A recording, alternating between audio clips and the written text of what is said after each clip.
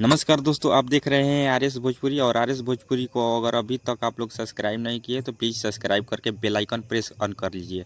दोस्तों, खेसारी जी और आकांक्षा पुरी का ये रील बहुत तेज़ी से वायरल हो रहा है, जो कि आज गाना आया है बोका म्यूजिक यूट्यूब चैनल पर, लटक जइब ए राजा चोलिए के हुक पर। इसी गाने पर खेसारी जी और आकांक्षा पुरी ने बवाल रील बना दिए हैं। एक बार देखिए तो आप लोग, ये जोड़ी में केहू के नज़र न लागे। हे भगवान, हम तो चाहम कि जोड़ी सुपर हिट ब्लॉकबस्टर जोड़ी बा भाई लोग।